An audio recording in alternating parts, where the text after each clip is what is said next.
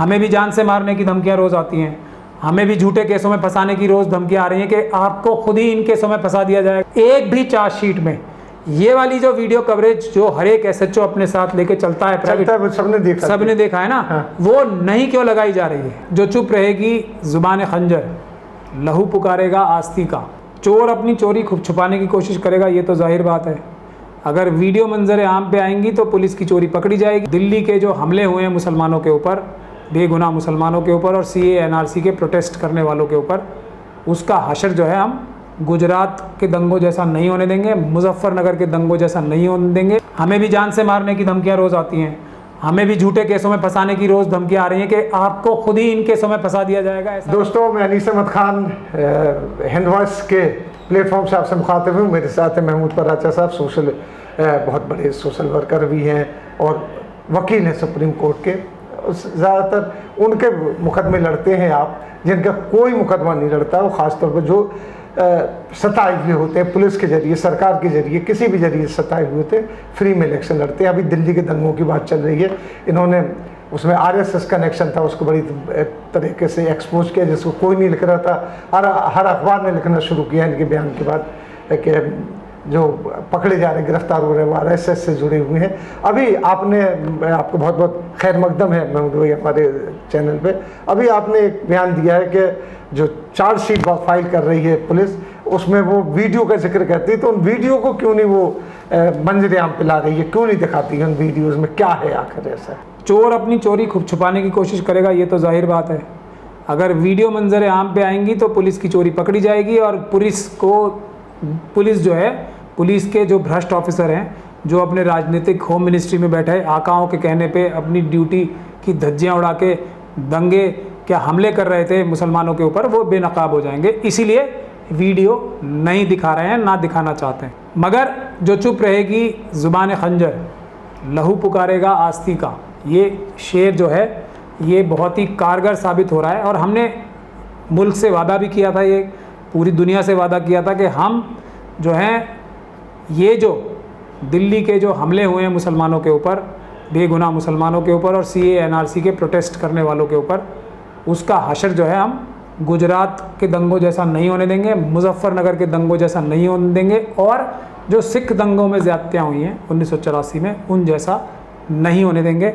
उसकी तरफ पेशकदमी में आप लोगों ने देखा ही है कि एक के बाद एक परतें खुलती जा रही हैं, और किन लोगों ने और किन संगठनों ने और किन पुलिस के भ्रष्ट अफसरों ने ये जो हमले कराए थे, ये बम चलाए थे, जो गोलियां चलाई थी, जो तलवार भाले और पेट्रोल बम चलाए थे, वो एक एक करके बेनकाब हो रहे हैं।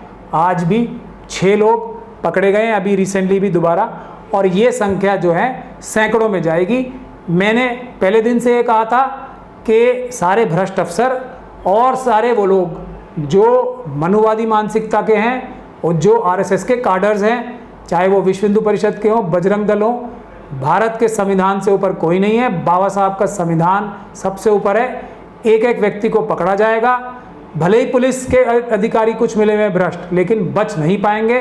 उसी रास्ते पर हम आगे चल रहे हैं। ये अभी हमारा ऑफिस जो है वो अकेला कर रहा है, मगर अब मैं गुजारिश करता हूँ बाकी सब भी हमारे जो वकील हजरात हैं वो आएँ और सच्चाई की और इंसाफ के रास्ते में हमारा साथ दें।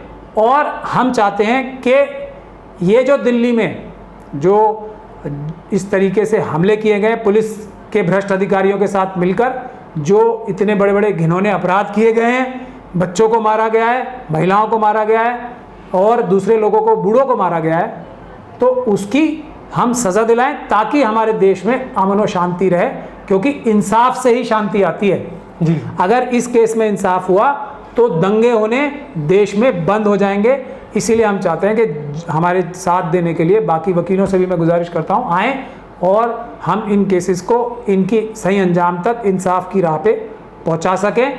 दूसरी बात और है, जहां तक आपने सीसीटीवी फुटेज की बात की थी, कैमरे की, ये पूरा देश जानता है कि, और हम सब ने भी देखा होगा, यदि पुलिस किसी भी प्रोटेस्ट में जाती है, छोटे से छोटे प्रोटेस्ट में भी जाती है, या किसी प्रदर्शन में जाती है, या किसी इंतज़ाम में भी जाती है जी। तो जो लोकल एसएचओ होते हैं वो अपने साथ एक प्राइवेट वीडियो कैमरे वाला लेके चलते हैं। मैं नहीं मानता कि किसी ने भी हम में से देश का कोई भी नागरिक ऐसा होगा, ख़ास तौर पे जो शहरों में रहता है, उसने ये बात ना देखी हो। तो मैं ये जानना चाहता हूँ कि दिल्ली पुलिस की एक भी चार्जशीट में ये वाली जो वीडियो कवरेज जो हर एक एसएचओ अपने साथ लेके चलता है प्राइवेट, सबने देखा है ना, हाँ। वो नहीं क्यों लगाई जा रही है? मैं बताता हूँ वो क्यों नहीं लगाई जा रही है।